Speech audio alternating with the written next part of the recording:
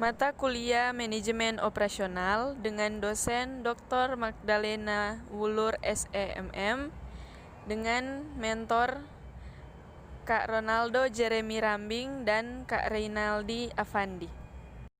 Halo guys, perkenalkan nama saya Yohana Kiran Rotinsulu.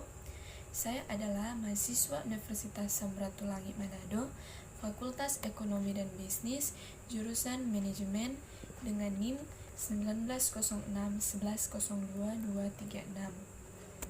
Pada video saya sebelumnya, saya sudah menjelaskan tentang apa sih manajemen operasional itu dan mengapa manajemen operasional sangat penting dalam perusahaan. Pada video saya kali ini, saya akan menjelaskan tentang 10 keputusan manajemen operasional yang dikemukakan oleh Jay Heiser dan Barry Render. Teman-teman, 10 keputusan manajemen operasional yang pertama yaitu perancangan produk dan jasa.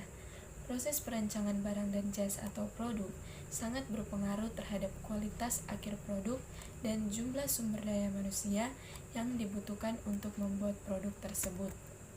Rancangan jasa adalah rancangan yang bukan sesuatu dapat digenggam dalam satu tangan dan bukan merupakan barang-barang yang tidak tahan lama serta tidak dapat disimpan. Yang kedua yaitu kualitas. Manajemen kualitas didefinisikan sebagai cara meningkatkan provinsi secara terus-menerus di setiap level operasi atau proses dalam setiap era fungsional dari suatu organisasi dengan menggunakan sumber daya manusia dan modal yang tersedia. Ada 3 alasan kualitas itu sangat penting dalam perusahaan. Yang pertama, reputasi perusahaan. Yang kedua, kehandalan produk. Dan yang ketiga, keterlibatan global. 10 keputusan manajemen yang ketiga yaitu perancangan proses dan kapasitas.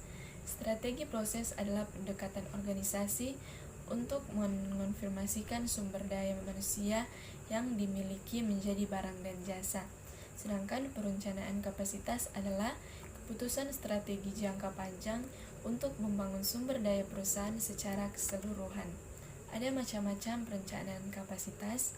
Yang pertama, perencanaan kapasitas jangka pendek. Yang kedua, perencanaan kapasitas jangka menengah. Dan yang ketiga, perusahaan kapasitas jangka panjang. Yang keempat, strategi penetapan lokasi. Lokasi yang strategis adalah wilayah penetapan operasi produksi sebuah perusahaan yang dapat memberikan keuntungan maksimal terhadap perusahaan tersebut, karena tujuan strategi lokasi adalah untuk memaksimalkan keuntungan lokasi bagi perusahaan. Ada metode penelitian lokasi. Untuk melakukan pemilihan lokasi, terdapat beberapa metode yang dapat dilakukan, antara lain pemeringkatan faktor, analisis nilai ideal, analisis ekonomi, analisis volume biaya, pendekatan pusat graviti, dan yang terakhir metode transportasi. 10 keputusan manajemen operasional yang kelima yaitu strategi tata letak atau layout. Layout adalah cara penempatan fasilitas-fasilitas produksi untuk memperlancar proses produksi yang efektif dan efisien, yaitu berupa mesin-mesin, alat-alat produksi, alat pengangkutan bahan, dan peralatan pabrik, serta peralatan yang diperlukan dalam pengawasan. Jadi, saya mengambil contoh, misalnya dalam suatu perusahaan pasti sangat penting mengenai tata letak, karena tata letak memperlancar proses produksi yang efektif dan efisien sehingga perusahaan bisa maju berkembang dan mendapatkan keuntungan yang lebih baik.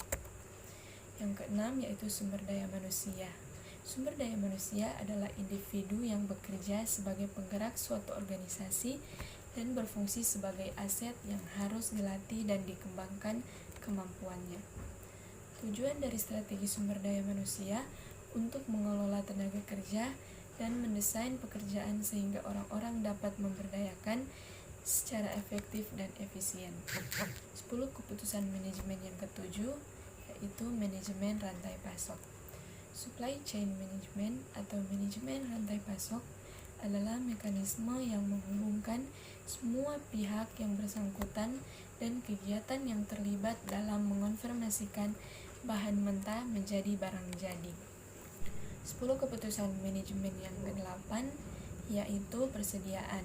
Persediaan didefinisikan sebagai barang, bahan-bahan, atau aset yang dimiliki oleh perusahaan untuk digunakan di masa yang akan datang.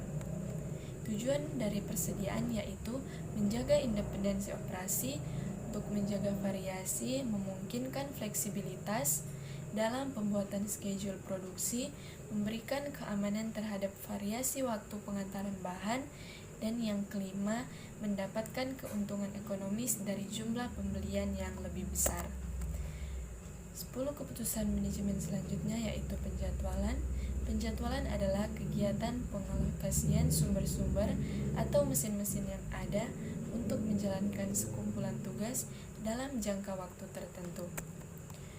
Dan 10 keputusan manajemen yang terakhir, yang ke-10 yaitu pemeliharaan.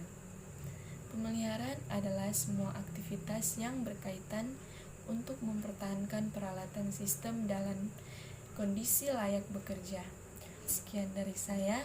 Semoga video ini bisa menambah edukasi dan pengetahuan teman-teman dimanapun teman-teman berada.